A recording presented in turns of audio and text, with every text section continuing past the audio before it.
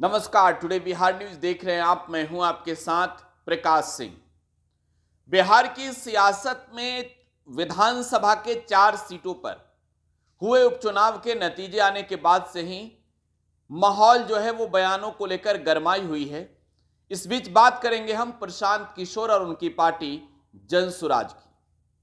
प्रशांत किशोर ने उपचुनाव से ठीक पहले बिहार में अपनी पार्टी लॉन्च की और बिहार की जनता के बीच इससे पहले प्रशांत किशोर गए और बिहार में पदयात्रा की। हजारों किलोमीटर प्रशांत किशोर पैदल चले, जनता के बीच जाकर यह बताया कि बिहार में तमाम सरकारों ने अब तक जो काम किया है वो जनता के हित में कितना काम किया है और सरकार में शामिल नेताओं ने अपने हित में कितना काम किया है। प्रशांत किशोर को इस बात को लेकर पूरी तरीके से उम्मीद थी कि बिहार की जनता बिहार में एक नई सियासी व्यवस्था चाहती है, बिहार में विकल्प की तलाश है और ऐसे में उपचुनाव से ठीक पहले प्रशांत किशोर ने पार्टी बनाई। पार्टी लॉन्च होने के बाद ऐलान किया कि बिहार में विधानसभा के 4 सीटों पर होने वाले उपचुनाव में उनकी पार्टी जनसुराज पार्टी चुनाव लड़ेगी। चारों सीट पर उम्मीदवार भी उतरे और नतीजे जो आए उन नतीजों ने सबको चौंका दिया। बिहार में एक भी सीट पर प्रशांत किशोर की पार्टी को जीत नहीं मिली, लेकिन जिस तरीके से वोट प्रशांत किशोर और उनकी पार्टी को मिले हैं वो वोट जो है वो बताते हैं कि बिहार में एक तरीके से प्रशांत किशोर ने ये साबित किया है कि जनता में जो है उन्होंने एक अच्छी छवि बनाई है। बिहार की जनता भी उनके साथ चलने के लिए तैयार है। एक बार हम आपको चाहेंगे कि बता दें कि किस सीट पर प्रशांत किशोर के कैंडिडेट को कितना वोट मिला। सबसे पहले बात कर लेंगे इमामगंज की, जहां पर प्रशांत किशोर की पार्टी जनसुराज पार्टी को सर्वाधिक वोट मिले हैं 37,103। यहां से जितेंद्र पासवान, एक ऐसे चेहरे जो पेशे से चिकित्सक के लिए चिकित्सा के क्षेत्र में एक अच्छी छवि के लिए जाने जाते थे और पेशे से चिकित्सक थे, इन्हें अचानक सियासत में लाकर मैदान में उतार दिया।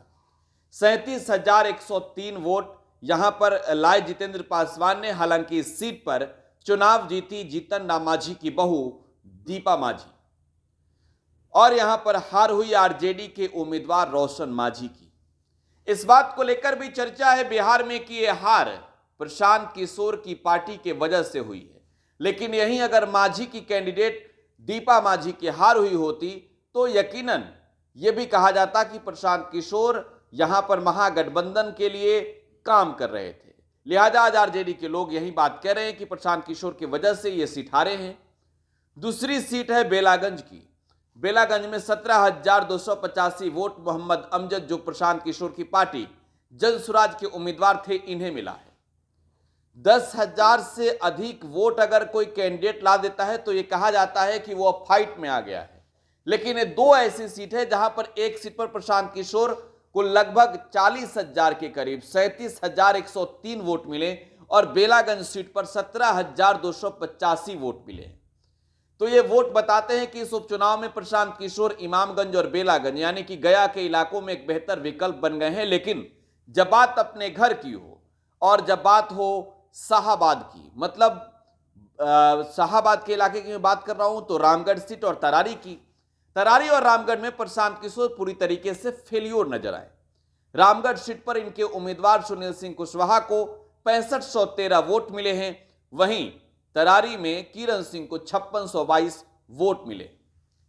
चारों सीट एनडीए ने जीती। लेकिन अब एक सवाल यह है कि प्रशांत किशोर बिहार में सियासी व्यवस्था बनाने के लिए आए थे, बिहार में एक नई राजनीतिक व्यवस्था बनाने की बात कर रहे थे और उपचुनाव में दावा कर रहे थे कि ये चारों सीट जीतेंगे। बिहार की जनता ने इस चुनाव में फेल्योर देखा प्रशांत किशोर को, प्रशांत किशोर की पार्टी को फ्लॉप देखा। हालांकि इमामगंज की जनता और बेलागंज की जनता तो ये कहेगी कि प्रशांत किशोर हमारे लिए जो है वो आने वाले वक्त के उनके पार्टी जो है जनसुराज पार्टी हमारे लिए आने वाले वक्त में एक विकल्प है। और ये दिखाया भी है, एक जगह 37,000 एक जगह 17,000।